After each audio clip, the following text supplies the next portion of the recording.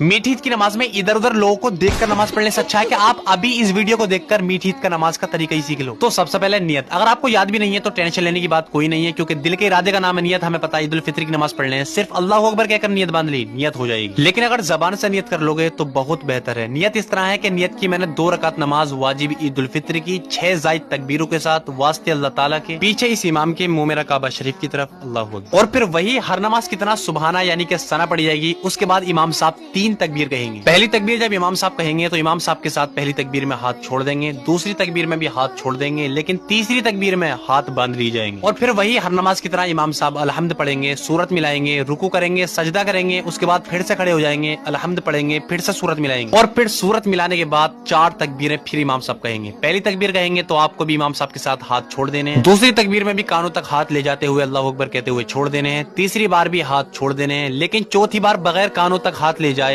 Direct रुकू में चले जाना। और फिर उसके बाद हर नमाज की तरह वही रुकू से खड़े होंगे, उसके बाद 2 सजदे करेंगे, फिर कादा करेंगे और सलाम फिर लेंगे, नमाज मुकम्मल हो जाएगी। लेकिन भैया रमजान का महीना चल रहा है, डबल सवाब मिलेगा, जल्दी से सभी मुसलमानों के पास शेयर कर दो, क्या पता आपकी वजह से कौन दुरुस्त तरीके से नमाज अदा करे।